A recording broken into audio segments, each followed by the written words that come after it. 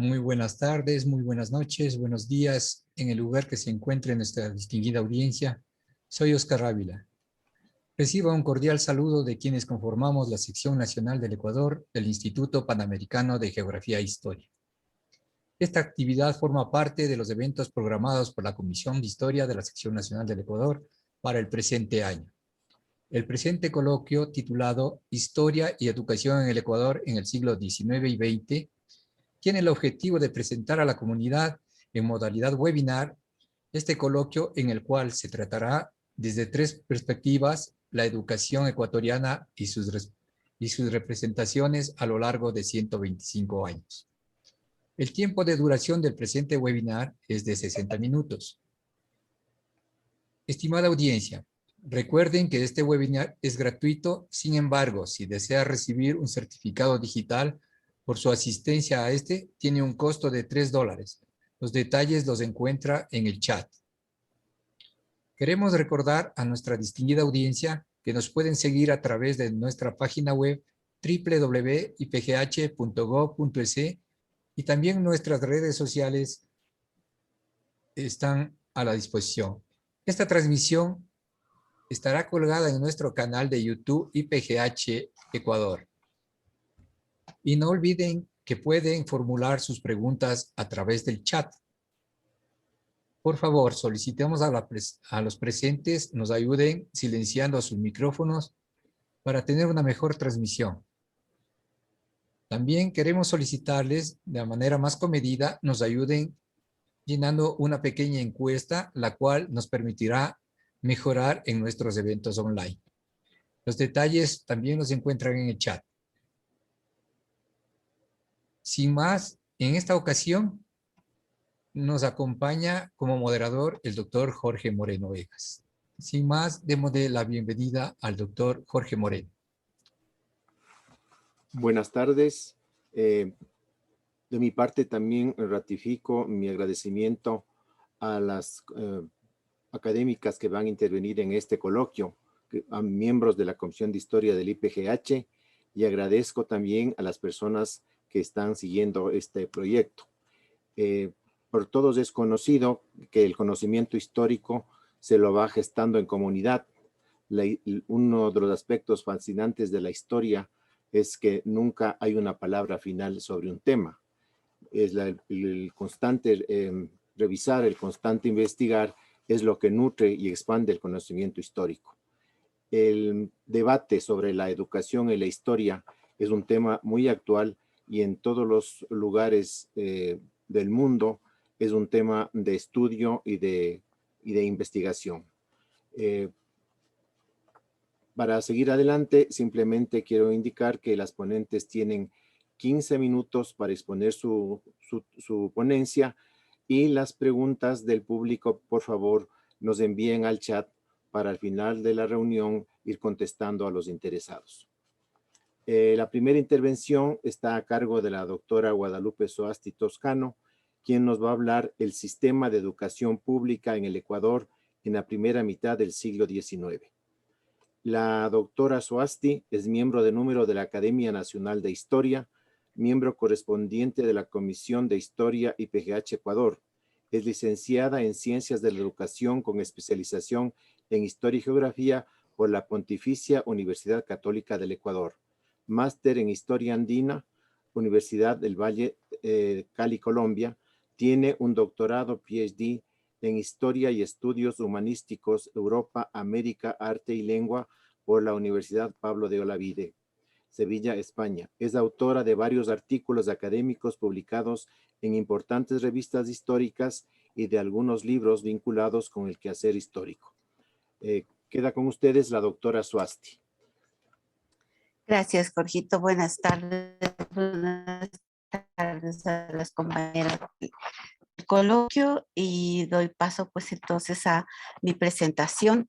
Como bien han señalado los compañeros, el trabajo que presentaré el día de hoy tiene que ver con el sistema de educación pública en el Ecuador en la primera mitad del siglo XIX. Sobre este tema, quisiera manifestar que No me está funcionando. A pesar de las pruebas, Servio no me está funcionando. Sí se ve. ¿Sí se ve? muy bien. Sí, sí, está muy bien. Solo que... perfecto. Bueno, corregido el error, quiero señalarles que el objetivo de la presente ponencia es el de explicar la organización del sistema de educación en el Ecuador, ¿no? En el periodo del 1826 y hasta el 60, y que este sistema tuvo como base la promulgación de varias leyes orgánicas y decretos, pues que lo organizan y sobre todo permiten el asentamiento de este sistema en el territorio. Hay algunos conceptos que son importantes que mencionarlos antes de seguir con los ejemplos de la estructuración del sistema. En primer lugar, indicarles a ustedes que la educación pública la he definido como un conjunto de instituciones e instancias que no solamente dieron forma al sistema educativo, sino y sobre todo a la parte administrativa del sistema, a la organización de los estudios, de los planes y programas de enseñanza, así como a los materiales. Otro concepto importante de tenerlo presente es el de instrucción pública, y este concepto pues predeterminado como figura jurídica, ¿no? Igual al de educación popular, puesto que la instrucción pública va a ser responsabilidad del gobierno, y va a tener la preocupación no solamente de que los ciudadanos, de formar ciudadanos y que ellos tuviesen el conocimiento necesario, sino el conocimiento de los derechos y los deberes del hombre en la sociedad. Hay algunos actores que se han identificado que son inherentes al sistema educativo. Por ejemplo, la escuela pública es un concepto de institución nueva, un concepto nuevo que aparece en este periodo. El escolar también es un sujeto emergente durante estos primeros 40 años de la República del Ecuador. El maestro también es un sujeto interesante e importante, puesto que en el accionar de la educación es el que representa la voluntad y la tarea del Estado en cuanto a la acción educadora. Y hay otras instituciones que no solo apoyan, sino que tienen un funcionamiento y una relevancia importante como actores dentro de la conformación del sistema. Y me refiero a la iglesia, a los municipios y a las juntas curadoras, que más adelante pues les podré hablar sobre ello. ¿Cómo estuvo constituido el sistema de educación pública para la primera mitad del siglo XIX? Tiene dos grandes elementos. El primero, la organización de la estructura administrativa, que básicamente está compuesta por una burocracia que controla la ejecución de esta instrucción pública, y que además está vinculada a diferentes instancias que permiten implementar este sistema en el territorio, de tal manera que las direcciones provinciales o la dirección general están establecidas en las capitales o en los departamentos, en las provincias, en la capital de provincia, en los cantones y en las parroquias, dependiendo del momento político que está viviendo nuestro país. Algo que quería también señalar es que el sistema de educación pública ecuatoriano se forma en medio de dos proyectos políticos, ¿no? En la República de Colombia, entre 1819 y 1830-34, y la República del Ecuador de 1835 en adelante. El otro elemento del sistema de educación pública de nuestro país es la organización de los estudios por niveles, los planes y programas que se van definiendo para cada uno de los 3 niveles en primera instancia o de los 4 niveles en la segunda etapa. En la primera etapa, esta organización de estudios está regularizada por la ley de 1826, que se mantiene vigente en nuestro país hasta 1838. Obviamente con algunos ajustes desde el ámbito legislativo vía decretos se fueron realizando para adaptarlos a la nueva concepción de la República Ecuatoriana. En la segunda etapa los estudios y los niveles van a estar regularizados sucesivamente por las leyes de 1838, la de 1858, que se mantiene vigente hasta la década del 60. Y como el corte de mi investigación es de 1860, yo no pude ver si esto perduró más allá del 60, ¿no? Aunque hipotéticamente yo me atrevería a decir que sí. Bueno, eso es solamente la investigación, a una investigación posterior podrá señalar. La evolución del sistema de administración de la educación pública en el Ecuador, tomando en cuenta las 4 etapas cronológicas que mantengo yo en mi estudio general, es importante definir que en la primera etapa de 1820 a 1825, antes de la Ley Orgánica de 1826, solamente aparecen un conjunto de decretos ejecutivos, sobre todo, que van perfilando, van dibujando a la educación, van sentando un poco las bases de cómo se está pensando la educación en esta nueva república, ¿no? No hay todavía unas instancias definidas, solamente son directrices, instituciones o instancias preestablecidas estaban en el territorio, que se fueron aprovechando para poder definir a las primeras intentos de educación, de establecimiento de escuelas, ¿no? Jugó un papel importantísimo la ubicación o la división territorial del país, de la República de Colombia en este caso. Importante también fue aprovechar la presencia de los cabildos, de la iglesia, para sobre esa estructura establecer vía decretos no solamente la necesidad de educación, sino el establecimiento de escuelas tanto para niños, niñas, indígenas y mestizos, ¿no? En los conventos de religiosos y conventos de religiosas hubo la obligatoriedad de establecer esas escuelas. Y de ahí que el aparato de gobierno o la burocracia vinculada al gobierno eran los encargados de vigilar, de controlar que esto se vaya cumpliendo en el territorio. De ahí es que los gobernadores de cada provincia fungieron en primera instancia como los directores de las nuevas escuelas de las que se iban fundando. Los jueces políticos en los cantones, los párrocos de los pueblos en las parroquias rurales, y muy importante también en las parroquias indígenas.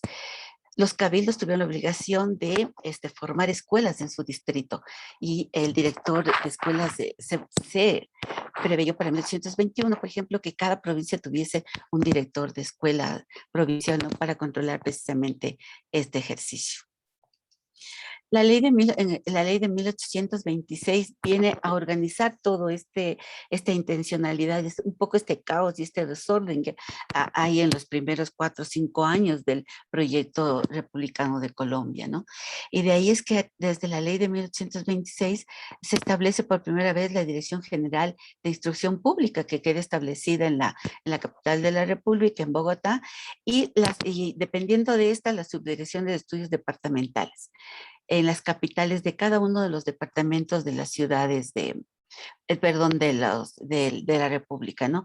Aquí hay que recordar que después de 1821, la Constitución de 1821, la República de Colombia está dividida en departamentos, los departamentos en provincias, las provincias en cantones, los cantones en parroquias. Y esta división político-administrativa fue reconocida y sancionada por la ley de 1824. De ahí es que esta organización del territorio para el gobierno se facilita mucho para la estructuración de esta burocracia administrativa de la educación, ¿no?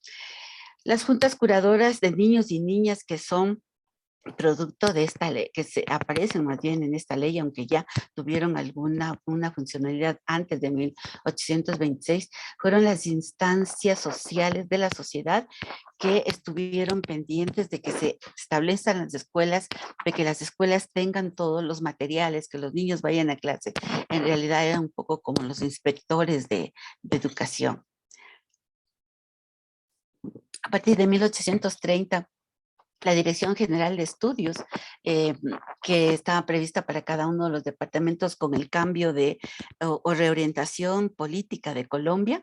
En el caso del Ecuador, esa ley general, perdón, esa Dirección General de Estudios queda en la capital del estado del Ecuador, en este caso Quito, ¿no? Y que es el departamento del Ecuador en realidad. A esto tenemos otros dos departamentos, el de Guayaquil y el de la Suay, pero que gracias a la Constitución del Estado del Ecuador, pues quedan reunidos en ese estado perteneciente a la República de Colombia. Las juntas curadoras de niños a partir de 1832 cobran una funcionalidad y una importancia mayor, vinculados principalmente a los municipios de las capitales de provincia y de los cantones. A esto se va a unir la Sociedad Departamentales de Amigos del País, también las sociedades económicas que se van creando en cada uno de los cantones, de las parroquias, que junto con las juntas van a ser esas instancias de la sociedad que apoyen y vigilen el cumplimiento de la legislación. Un asunto importante que aparece también en la ley de 1826, la Junta de Gobierno de las universidades, ¿no? De la universidad. Y esto posteriormente va a jugar un papel importantísimo, que ya lo vamos a ver. Para la década de para el periodo de 1835-1840, ya sobre todo con la ley de 1838, la estructura del sistema educativo ya en la República de Colombia queda establecido como se presenta en el cuadro, ¿no? Aquí el incremento o la novedad después de 1838 es la creación del director general de escuelas primarias o de escuelas de primeras letras, como se denominaba, y que tenía asentamiento pues en la capital de la República y obviamente formaba parte de esa Dirección General de Estudios. Pero como fue tal el número de escuelas que se implementaron entre 1826 y 1838, que fue necesario crear ese cargo de director de escuelas. Para la etapa de 1840 a 1860, la estructura no varía, sigue la misma, asentamiento geográfico no van a variar, y aquí, como en 1826, la Junta de Gobierno, las universidades, que esta instancia pues estaba en la República de Colombia, acá se empiezan a denominar las comisiones universitarias, y más adelante vamos a explicar por qué. En cuanto a la organización de estudios, vamos a tomar en cuenta dos etapas. La primera, que está marcada por la ley de 1826, y la segunda etapa que tiene que ver con la legislación que sobre educación se emitió en la República del Ecuador, ¿no? Entonces, de tal manera que para 1826 vamos a tener 3 niveles. En el primero se comprenden las escuelas de enseñanza pública y elemental, que son las escuelas primarias o de primeras letras. El segundo, en este mismo primer nivel, están las escuelas de segunda enseñanza o elemental, que se establecen en las cabeceras de cantón y circuitos, y estas escuelas están dirigidas tanto para niños como para niñas. En el segundo nivel se encuentran los colegios nacionales o las casas de educación, los seminarios conciliares. Aquí lo que hay que señalar... Ay, perdón, ya. Y el tercero, las universidades. Me voy a ir más rápido. En cuanto a la organización de estudios ya en la República de Colombia, no varía tanto esta división de niveles cuanto sí el aparecimiento de algunas nuevas instancias como las escuelas especiales. Importante aquí es anotar que estas instancias auxiliares que están desde 1826, en el 38 y después en el 58 van a seguir siendo parte de la educación.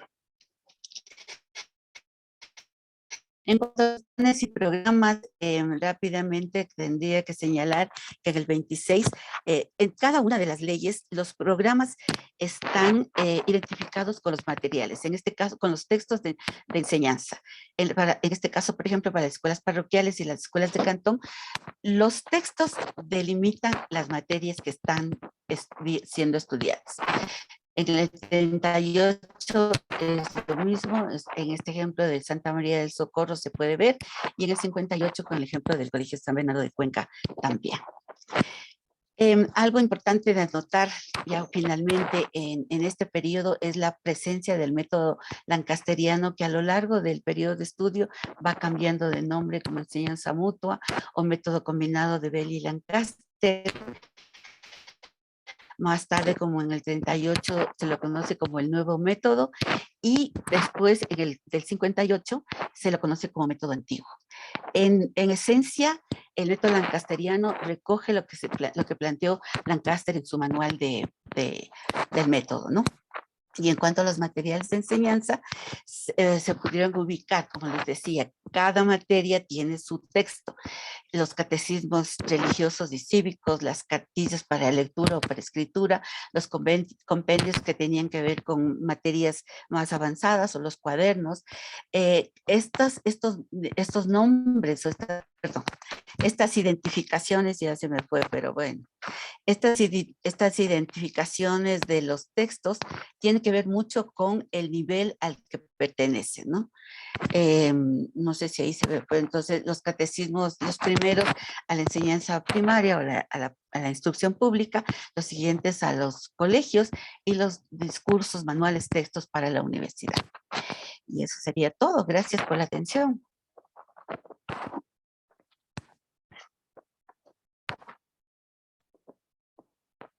Ay, creo que sí.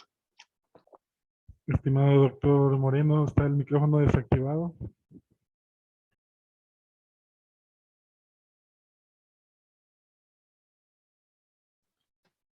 Doctor, por favor, active su micrófono, está desactivado. Les decía, Ahí va a sí. intervenir la doctora Patricia Luna Gaibor con el tema del conservadurismo 1860 al laicismo 1920 en la educación del Ecuador.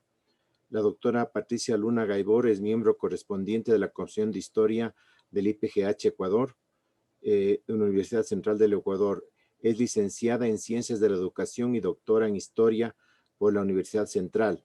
Tiene una maestría en Docencia e Investigación Educativa por la Universidad Nacional de Loja.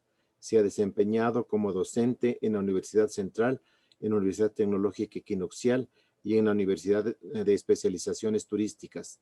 Tiene algunas publicaciones realizadas con su campo de investigación y de las prácticas docentes.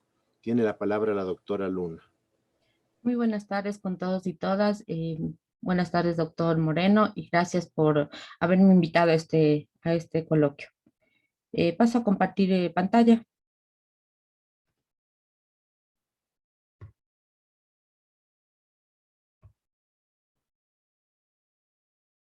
Compartir. Ok.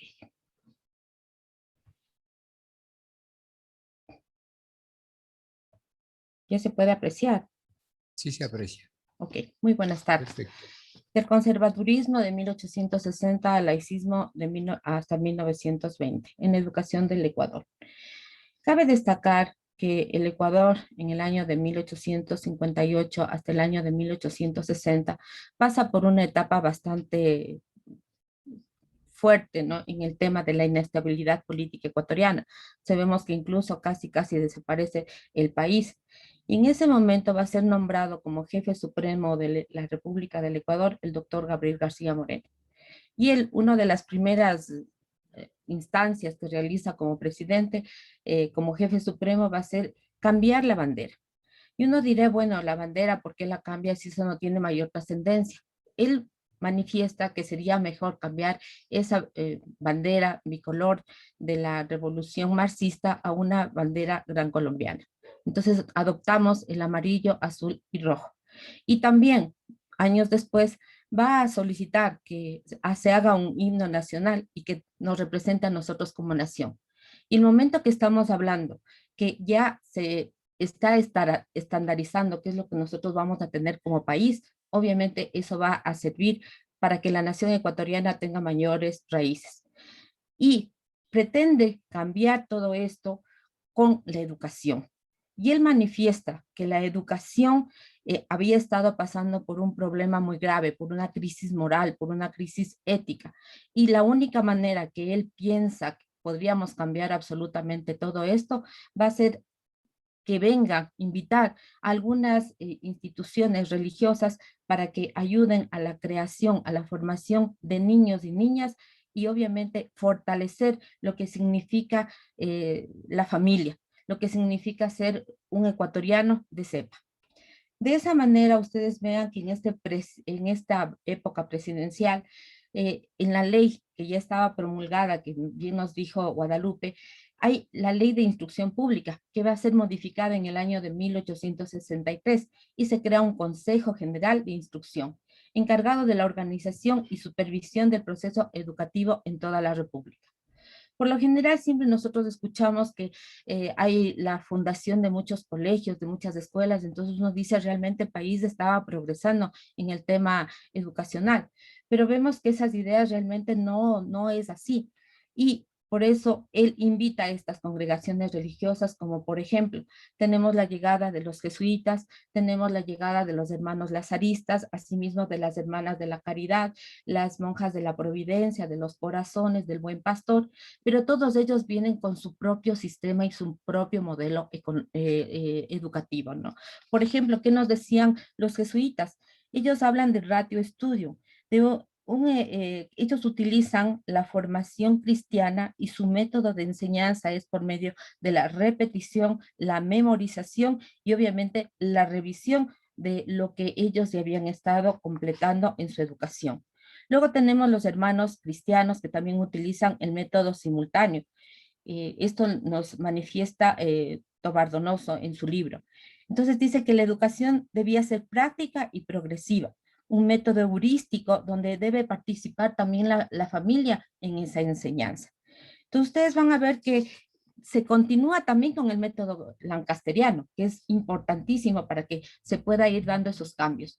Pero hay algo bueno que tenemos que recalcar. En esta época, el crecimiento de la población escolar fue sorprendente, porque en el año de 1867 se contaba más o menos con 13.459 alumnos y se pasa para el año de 1875 a 32.000 estudiantes. Entonces sí se ve ese cambio, ¿no? Que ya la gente también se ve comprometida en que tienen que sus hijos aprender.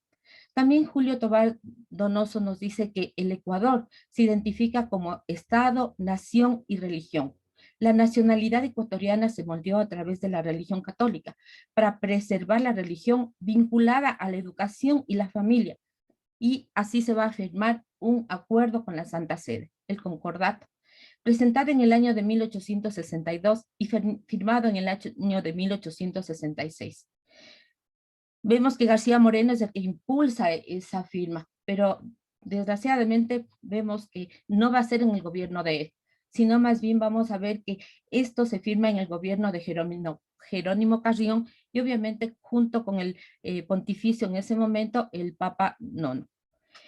En sus cláusulas dice, la más importante, la instrucción de la juventud de las universidades, colegios, facultades, escuelas públicas y privadas debían ser en todo conforme a la doctrina católica.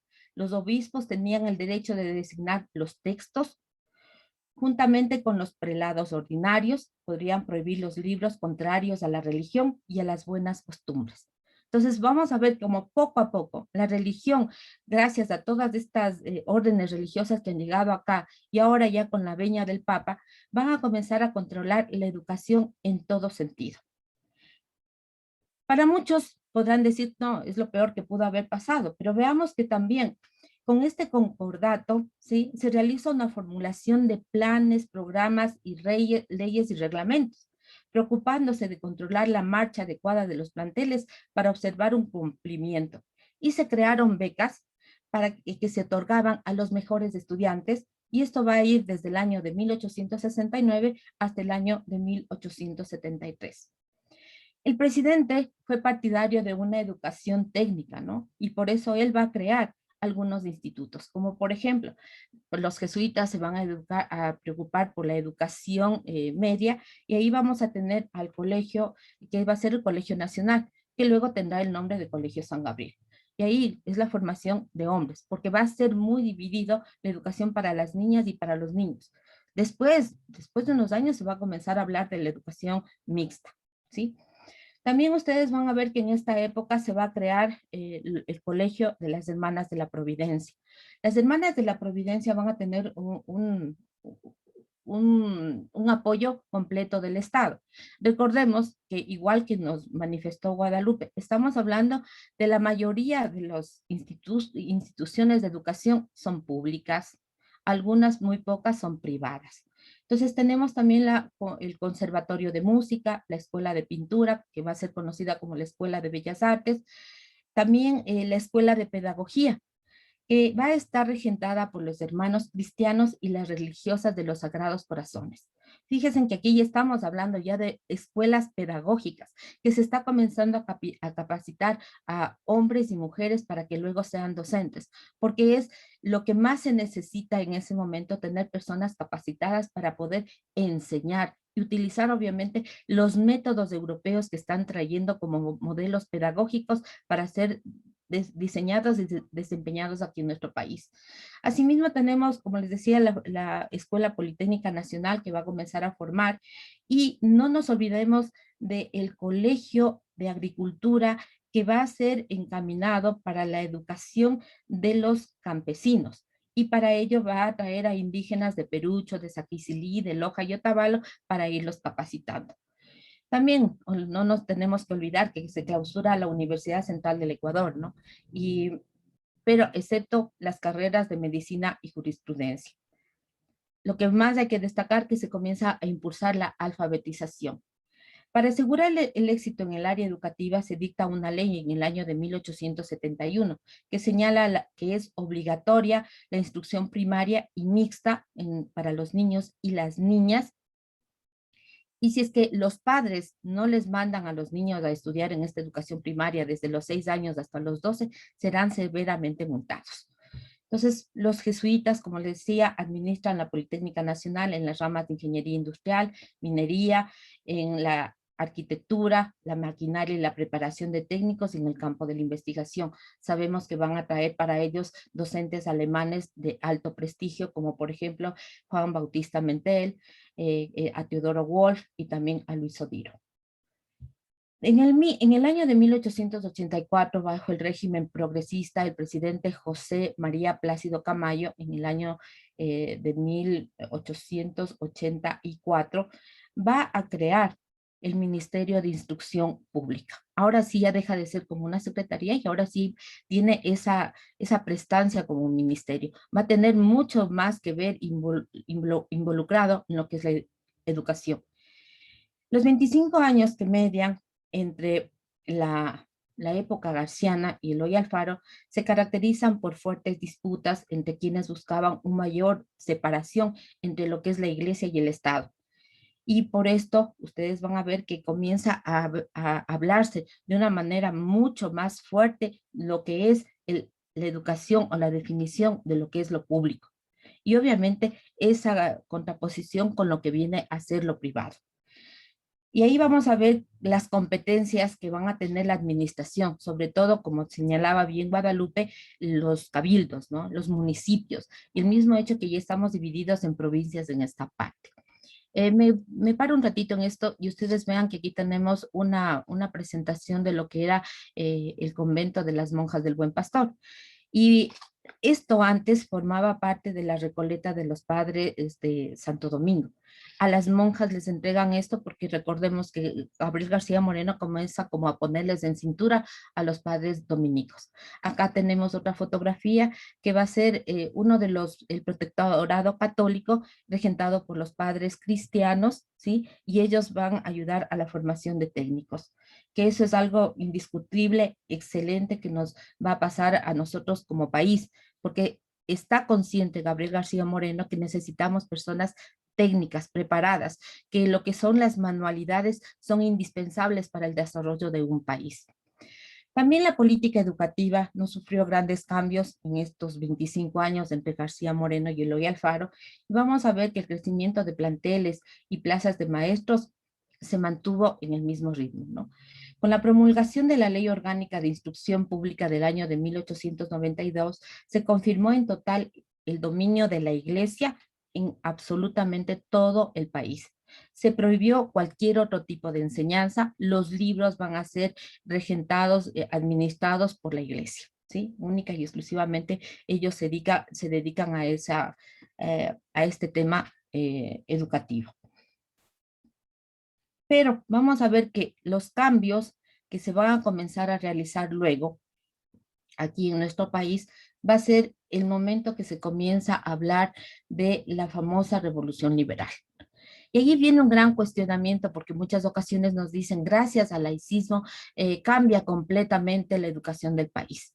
Verán que los cambios, las transformaciones sociales, políticas, económicas, en el caso concreto de la educación, no es un cambio de un día para el otro, es un cambio paulatino. Y es así como, a pesar de que ellos están hablando de una educación laica, una educación sin nada que ver con el tema religioso, ustedes Patricia vean tiene 3 minutos. que ese cambio no se puede dar. Entonces encontramos que laico es un calificativo que corresponde a la escuela o enseñanza que prescinde completamente de lo que es la instrucción religiosa.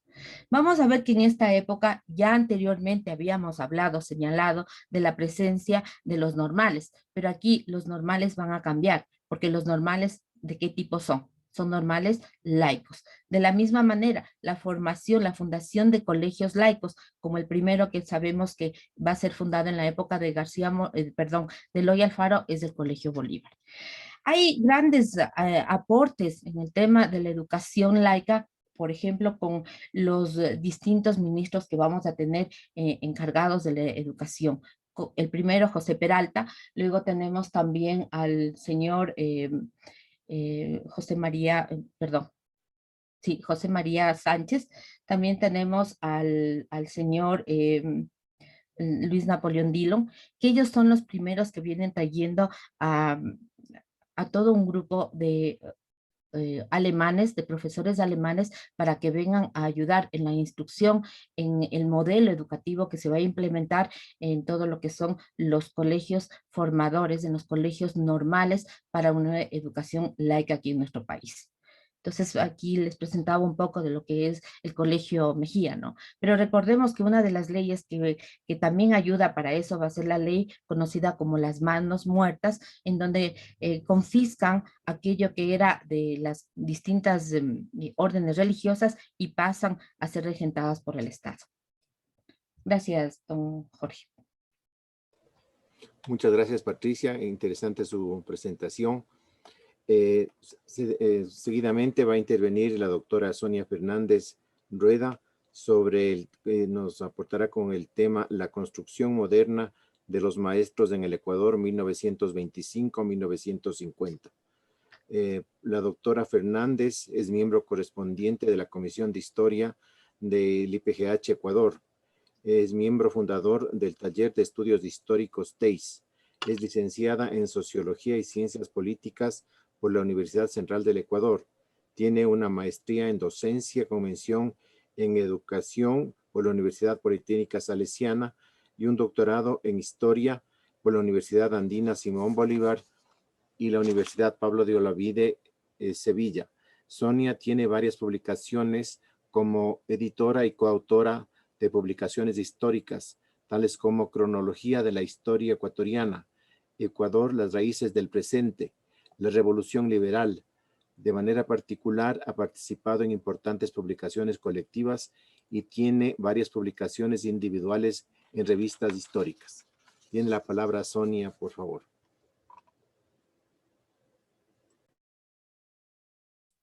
Active su micrófono, doctora Sonia, por favor.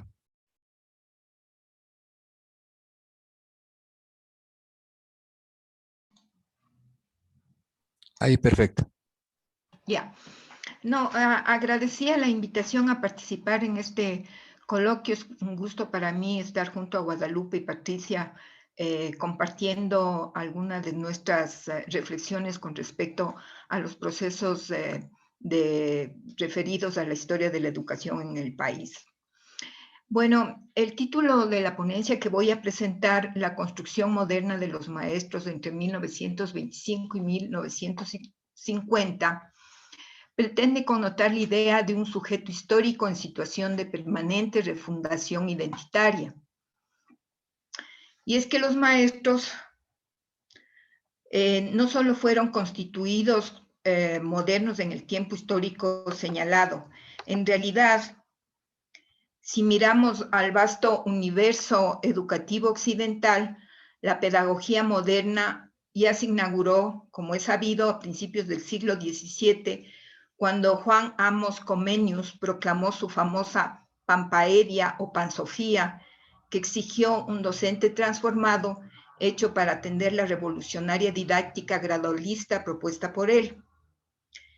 A partir de entonces, sabemos, tuvo lugar un proceso de demandas pedagógicas renovadas que necesariamente fueron motivo de redefinición del papel del maestro para cada ocasión. Sobre la base de lo señalado, entonces, cabe preguntarse, ¿qué proceso histórico estuvo por detrás que permite plantear la presencia de un maestro renovado en términos modernos en la primera mitad del siglo XX en el Ecuador? Interrogante que, por cierto, nos conduce a averiguar sobre el contenido del concepto de modernidad. Si bien esta última cuestión, es decir, lo referido al concepto de modernidad, indudablemente ameritaría una larga discusión, para los fines de esta exposición me atendré al vasto criterio sostenido de que detrás del concepto de modernidad se encuentra inserta la idea de una nueva conciencia del mundo. Eso es fundamental. Y en este sentido, se trata de una categoría que, a decir de Bauman, no es rígida, sino que por el contrario, es un concepto en movimiento, de tal manera que este mismo autor plantea la existencia de una modernidad regida por la racionalidad frente a la presencia en la actualidad de una líquida regida, en cambio, por la ambivalencia.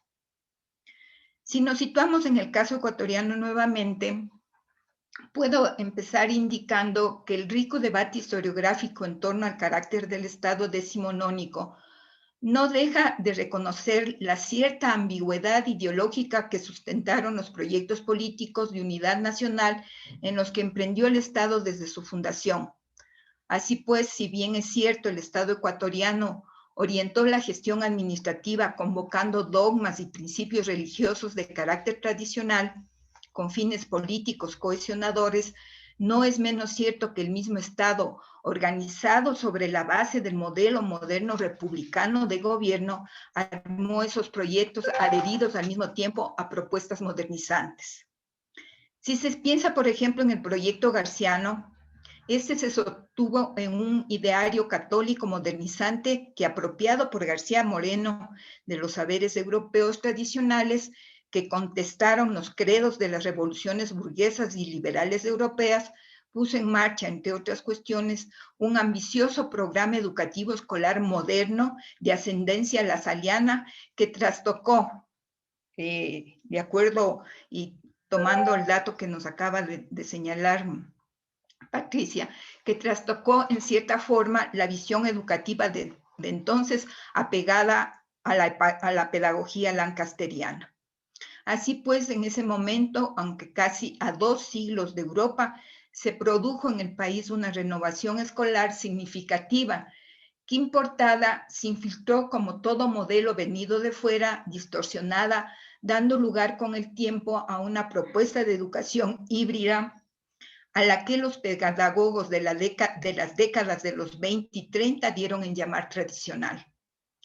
Y es que con lo que casi se ha convertido en lugar común en la historiografía de la educación reciente, las propuestas educativas liberales tuvieron más que nada un carácter retórico discursivo. Entonces, con todo y revolución liberal de por medio, resistencia y continuidad aprisionaron el funcionamiento del sistema educativo, imperando en el mismo esta llamada escuela tradicional.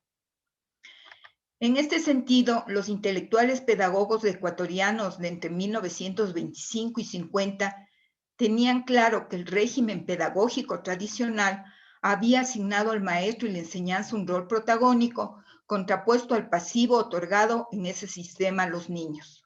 Ahora bien, si la revolución liberal, sobre la base de la impronta positivista, fue portadora de un discurso ideológico renovado, nos encontramos en un momento de enunciación de postulados modernizantes que no solo cuestionaron la vieja forma de cosmovisión providencialista católica, sino que propusieron al mismo tiempo el principio de mejora terrenal de la condición humana.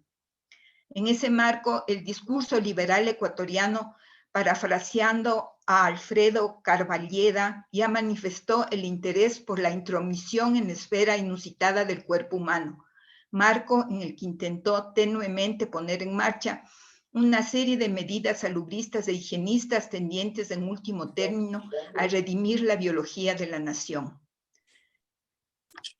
Empero la concreción práctica, como he manifestado, no fue mérito liberal y la preocupación por el bienestar de la población, subsumida a las ideas de salud y enfermedad, quedó en cierta forma postergada, entre otras razones porque el liberalismo atendió sobre todo a los procesos de conversión ideológica en cuyo horizonte el poder sobre el cuerpo no fue una cuestión prioritaria. Si entre 1925 y 1950 el debate en relación al higienismo fue intenso, en realidad, tal como hemos visto, dicho debate para entonces no fue del todo una novedad. Lo señalado convoca a otra pregunta entonces. ¿En qué sentido estos años significaron un quiebre o discontinuidad en ese aspecto? En realidad fue un periodo durante el cual, a pesar de la crisis política profunda que le caracterizó, no solo que la cuestión social fue erigida en asunto estatal prioritario, sino que la inmaterialidad del discurso tuvo, aunque de manera zizagueante, su correlato en los hechos. Precisamente a partir de los julianos, quienes impulsaron un programa importante de medidas higienistas salubristas, en los sucesivos gobiernos de turno, lo social fue también objeto de particular atención, obedeciendo no solo a las demandas de los sectores subalternos organizados en los sindicatos, gremios y en los partidos de izquierda, sino también en razón de los intereses de las élites y del mismo Estado, que vieron en la cuestión social una forma de contención de la movilización popular que para entonces se mostraba vigorosa. Ahora bien, el discurso higienista sanitario no vino solo, sino acompañado de una serie de intencionalidades que, aunque subsidiarias de los modelos higienistas sanitarios de los países industrializados, sirvieron de todas maneras a las causas específicas del país. Así pues, el cuerpo sano demandado estuvo asociado a aspectos concernientes a la economía, la política, la ética y la moral. El biopoder moderno, controlador y disciplinador estuvo entonces direccionado a gestar una población apta para la producción y el consumo en correspondencia al proceso de consolidación del sistema capitalista de producción por el que atravesaba la economía ecuatoriana para entonces. De otro lado, la estigmatización racial, un continuo en la historia del Ecuador desde el siglo XIX, estigmatización racial que planteó la inferioridad de lo que dio en llamarse la raza ecuatoriana, sirvió también de acicate a la puesta en marcha de medidas higienistas pensadas en términos, ya lo señalé, de generación de procesos de redención racial o reconversión biológica que llevaron a establecer formas de comportamiento social, corporal y psicológico conforme estándares que se consideraron apropiados, todo esto atendiendo a los alberes de las nuevas ciencias humanas desarrolladas en Europa y Estados Unidos desde un siglo atrás, de la que se alimentaron, de los que se alimentaron los intelectuales ecuatorianos. Así pues, en medio de esta situación de transformación, cabe preguntarse, hacerse otras preguntas. ¿Qué discursos e imaginarios se construyeron en torno a los maestros? ¿Qué papel, a más de transmisores de conocimientos, en el marco de ese mismo rol, les asignó el Estado y la sociedad en su conjunto? Voy a comenzar señalando para responder esas preguntas que luego de los esfuerzos liberales iniciales por atender la formación laica de los maestros, 1925 dio inicio a un proceso amplio, sin precedentes, de profesionalización del magisterio. Proceso hecho para que sirva de instrumento de gestación de ese nuevo tipo de sujeto biológicamente regenerado y culturalmente integrado. Así pues, si durante la etapa liberal El Estado demandó un maestro al servicio del moderno modelo político ideológico que se buscaba instituir. Al nuevo maestro se le exigió cada vez más funciones vinculadas a la cuestión social en correspondencia con lo que estaba ocurriendo en ese campo en el país. En ese marco, el sistema de formación de los maestros debía dotarlos no solo de los saberes pedagógicos de la escuela nueva, vigente en esos años, y que fue funcional a los ideales de pueblo vigoroso y sano, sino de otros saberes vinculados a la higiene pública, la nutrición, la psicología, los movimientos eugenésicos o la estadística. Si nos remitimos a Foucault, nos encontramos entonces con un maestro que se pretendía formado en una doble vía de saberes, los destinados a ejercer poder sobre el cuerpo de los individuos, por ejemplo, la ciencia pedagógica, y los destinados a ejercer poder sobre el cuerpo social, por ejemplo, la higiene pública. En ese orden de cosas, de por medio estaba el interés manifiesto de convertir al maestro en una especie de agente de prevención de los males físicos y psíquicos que se entendía quejaban a los ecuatorianos, sobre todo a los más pobres, como por ejemplo a los indígenas. Entonces, detrás del empeño por la formación integral del maestro que conjugó el interés por desarrollar en él determinadas condiciones físicas, intelectuales y morales, pensadas, interconectadas y en unidad, se encuentra subsumida la idea de construcción de un maestro moderno e interventor. En ese sentido, a las maestras se les asignó un rol protagónico, y es que se pensó que a ellas les debía corresponder una enseñanza centrada en el conocimiento de los nuevos saberes alrededor de la sexualidad, el embarazo, la maternidad, la alimentación, la higiene y la salud familiar.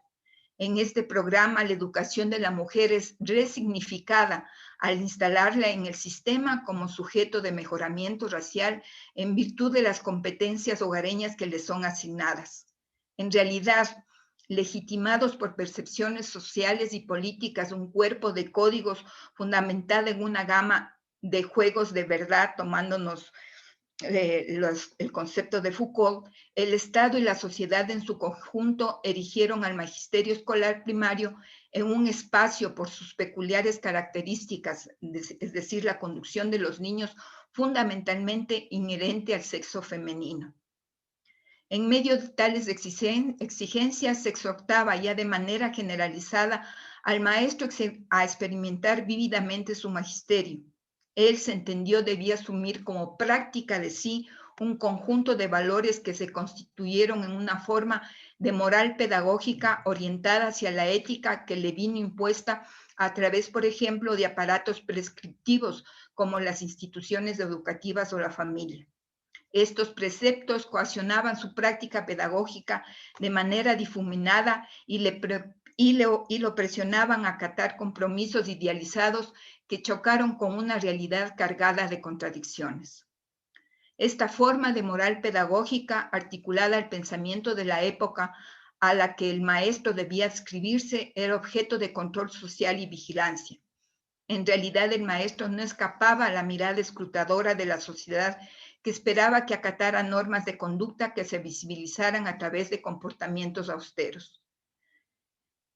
En el marco del interés estatal de poseer saber no solo sobre el maestro y el niño, sino de manera más o menos profunda sobre el conjunto generalizado de la población, el cuerpo de maestros se constituyó al mismo tiempo en agente de acopio de información y le proporcionó al Estado saberes sociales que antes ocultos y ahora develados se transformaron de privados en públicos en medio precisamente del afán estatal de conocimiento objetivo de la población con el propósito de intervenir sobre ella en términos biológicos, sociológicos o psicológicos.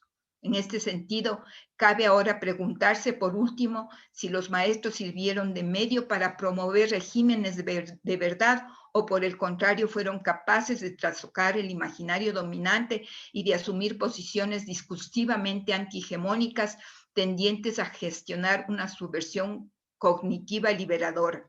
Durante estos años surgió esa categoría de intelectuales pedagogos que señalé, quienes rechazaron de manera enfática los métodos de enseñanza tradicional, al mismo tiempo que abogaron por la implantación de las pedagogías reformadas de finales del siglo XIX y principios del XX, cuyos fundamentos conectaban perfectamente enlazados con los afanes sociales modernizantes del Estado, con los cuales estos intelectuales se sintieron plenamente identificados, de tal manera que en muchos aspectos lideraron ese proceso.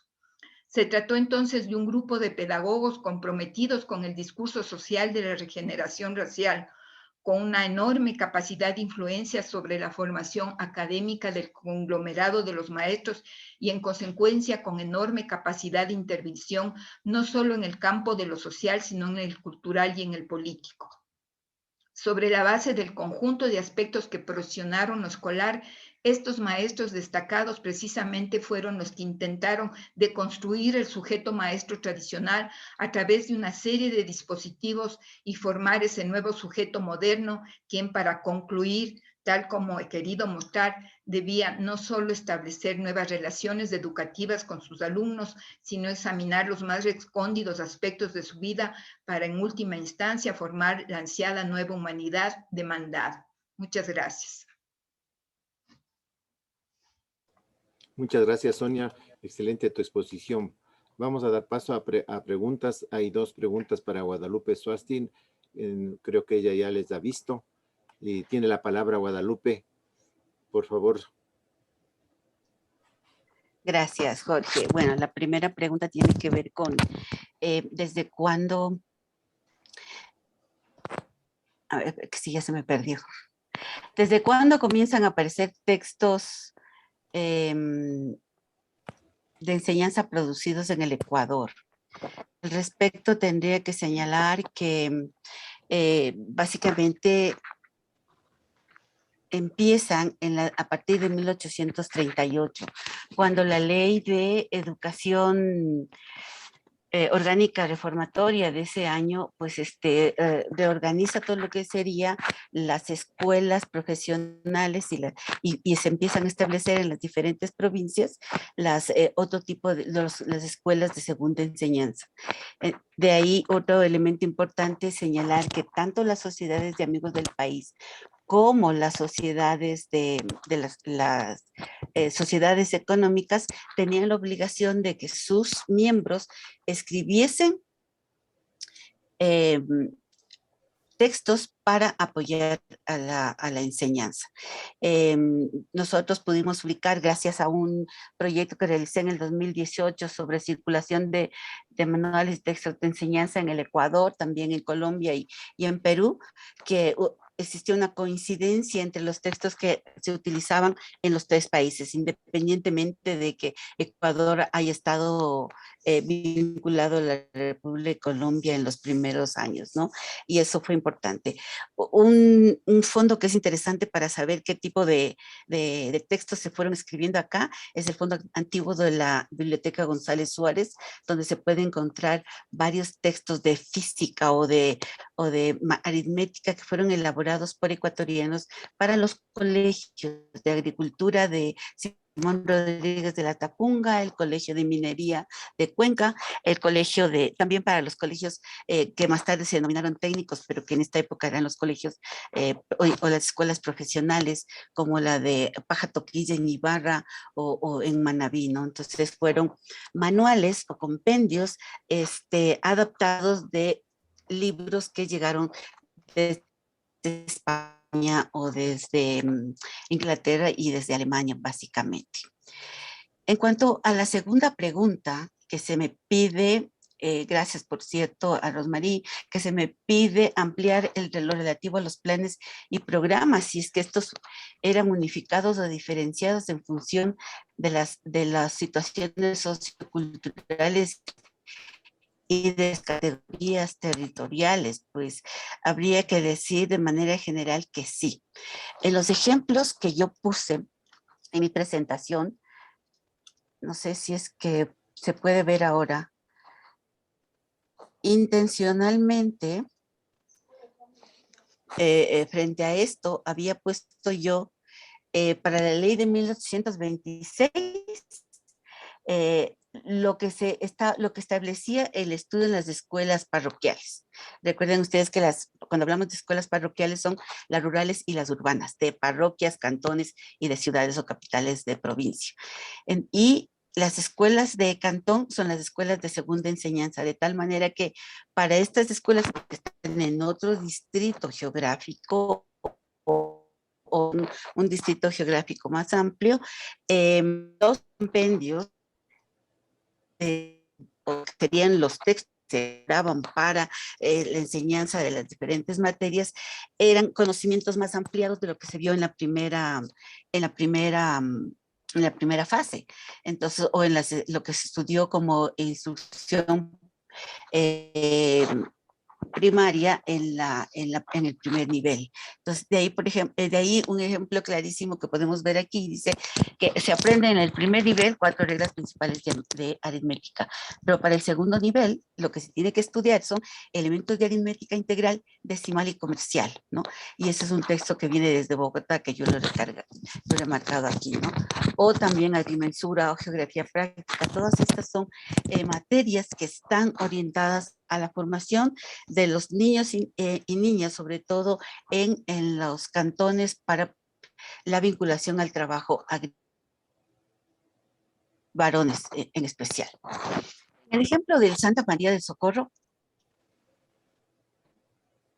también en los diferentes programas que pudimos localizar, se nota diferenciación con la misma estructura o diferenciación geográfica, ¿no? Este colegio que está establecido en Quito tiene materias de religión, lectura, gramática, aritmética, geografía, moral y urbanidad, caligrafía, costura y bordado, dibujo. Para las escuelas de cantón, estas materias van a ser más o menos la misma. La gramática castellana va a estar presente en algunos, en otros no. La moral y la urbanidad van también, pero se van a sumar a estos clases o más bien dicho estudios de economía doméstica o estudios de jardinería, algunos también de dibujo, ¿no? ¿Y por qué logro yo percibir esto? Porque a la par está subsistiendo, a la par de que la educación pública, esta educación laica está generalizándose o estableciéndose en el país, se están estableciendo los estudios o las escuelas privadas, ¿no? Entonces, en las capitales de provincia, por ejemplo, si el plan de estudios no tiene cursos de dibujo, pues hay un profesor que ofrece de manera privada, siempre cuando el cabildo lo examine y lo acepte el gobernador de la provincia, puede establecer su clase, su escuela de dibujo o de música o de idiomas, ¿no? Entonces, en Quito, por ejemplo, hay algunos otros colegios de niñas donde estudian francés, estudian inglés, hasta 3 idiomas pueden estudiar, lo mismo en Guayaquil y en Cuentadip. Inclusive dentro de las parroquias, tanto urbanas como rurales, sí se puede observar esa diferenciación. En el ejemplo que yo había puesto del colegio de San Bernardo de Cuenca también para los hombres también se da esta diferenciación territorial, ¿no? Ahora yo no pude profundizar mucho más en esto porque mi trabajo es así como una especie de paraguas y que abre muchas alternativas. Aquí algo que me llamó la atención y por eso lo subrayé son esos estudios de lo moral, donde se vuelve en 1853, por asuntos políticos obviamente, a estudiar los deberes para con la patria, que este fue un principio filosófico de las escuelas de los primeros años de la República en Colombia, ya que en esa época era importante formar ciudadanos. ¿Y por qué es importante formar ciudadanos? Porque había que constituir una población que pueda ejercer sus derechos políticos, es decir, que pueda elegir y ser elegido. Y de ahí también se entiende por qué en las escuelas de cantón varios de los estudios están orientados a una formación profesional, porque los ciudadanos, para poder ejercer sus derechos políticos, van a necesitar no solamente leer y escribir, que era lo básico, sino también van a necesitar tener una profesión, un ingreso mensual, que esos son los requisitos del uso, o más bien dicho, de la aplicación, del ejercicio de los derechos políticos. La ciudadanía, pues, está marcada por esa instrucción igualitaria, digamos, que se da en el primer nivel. También algo interesante en esto fue las nociones de urbanidad, ¿no? que en este caso nociones de urbanidad para los hombres, por ejemplo, para quienes están asistiendo al Colegio San Bernardo de Cuenca, o los de dibujo. Entonces, a lo largo del periodo sí se pudo observar estos cambios, estas adaptaciones a lo territorial, podemos decir a las necesidades de formación que existen en las localidades y que están previstas desde el Estado. De ahí es que se puede también hablar que para esta primera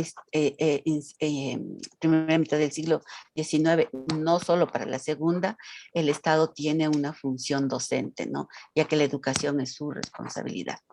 No sé si es que quedaron satisfechas las preguntas, o si se necesita alguna otra aclaración. Yo creo que debemos de dar la palabra a Sonia que conteste una pregunta que está dirigida a ella. Bueno, gracias, Rosmarie. Realmente es una pregunta muy interesante. Se me pregunta si es posible hablar de una modernidad educativa liberal distinta de una modernidad educativa juliana. A pesar, en términos generales, de que es un poco difícil, problemático establecer una diferencia entre las propuestas liberales de educación con relación a lo que el modelo educativo juliano planteó, sí es posible mirar, observar que sí hubieron discontinuidades en la época juliana con respecto al periodo liberal. Si nos remitimos, por ejemplo, al tema de los objetivos educacionales, encontramos que el liberalismo se planteó como objetivo fundamental laicizar la mente de los ecuatorianos, ¿sí?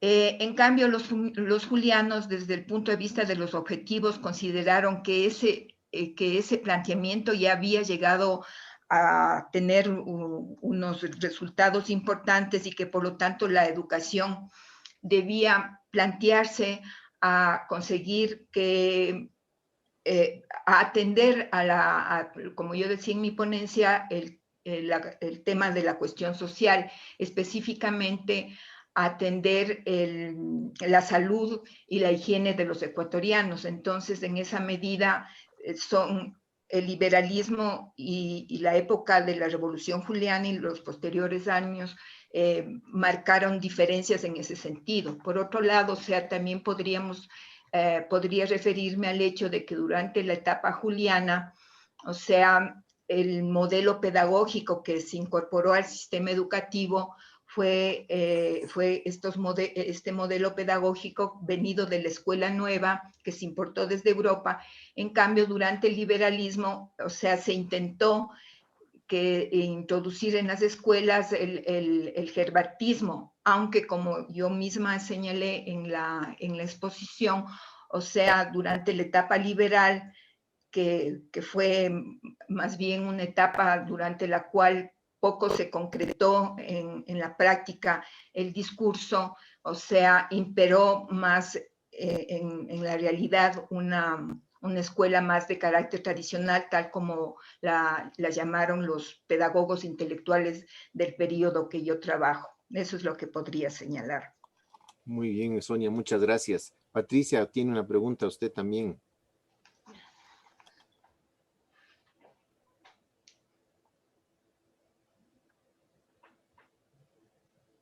Ok. Sí, gracias, doctor Moreno. Me estaban preguntando sobre cómo la función de cada una de las órdenes religiosas. Uno de lo que me llamó a mí la atención fue el tema de cómo los jesuitas llegan acá. No solamente les van a dar la educación universitaria, sino primero la educación de los bachilleres y después sí la Politécnica Nacional.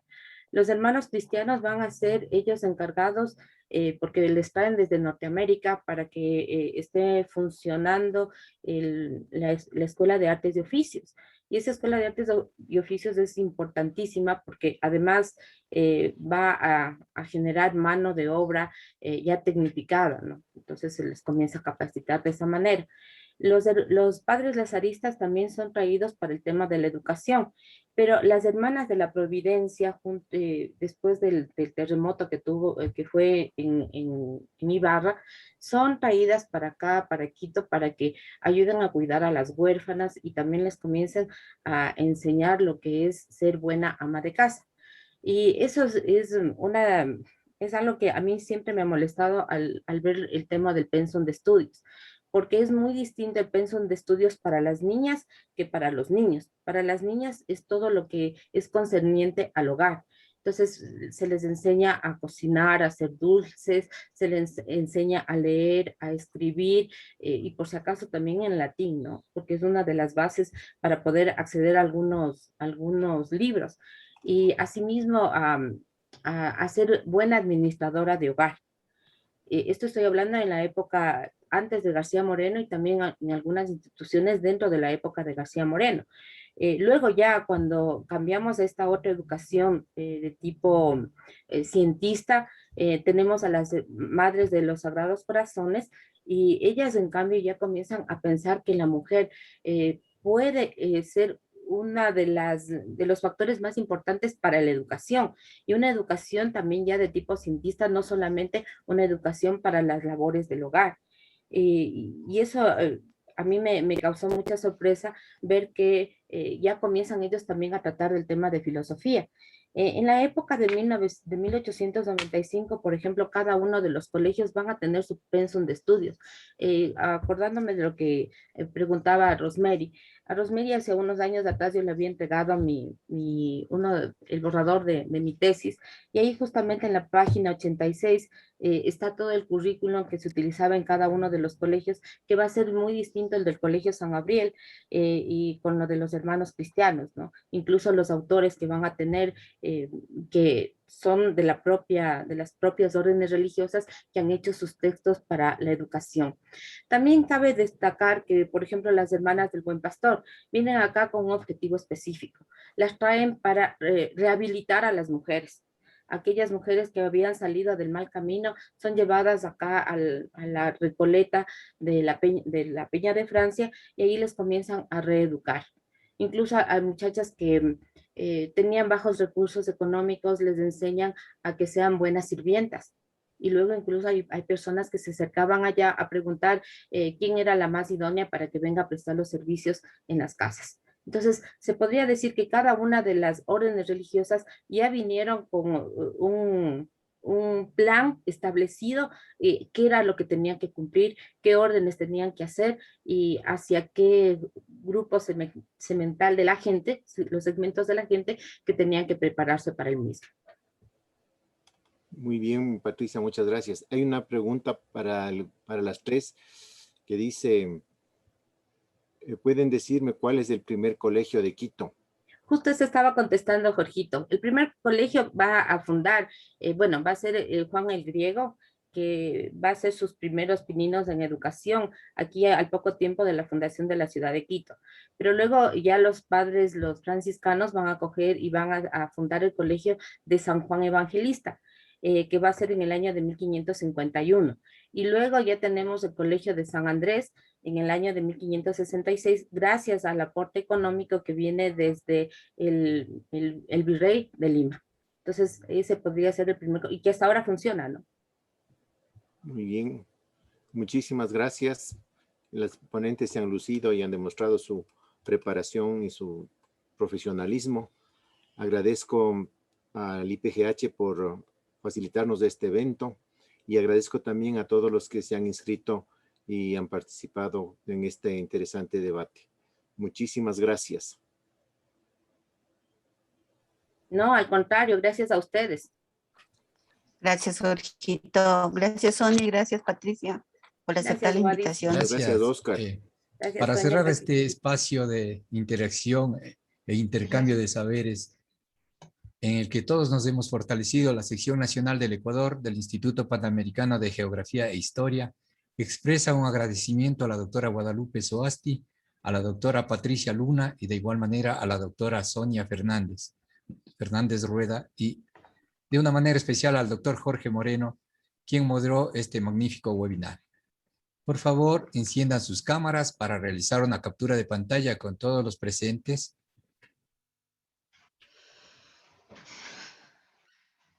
Y a la cuenta de 1, 2, 3. Gracias, muy gentiles. Hasta una próxima oportunidad. Un gusto haber compartido este webinar con todos y todas. Muchas gracias.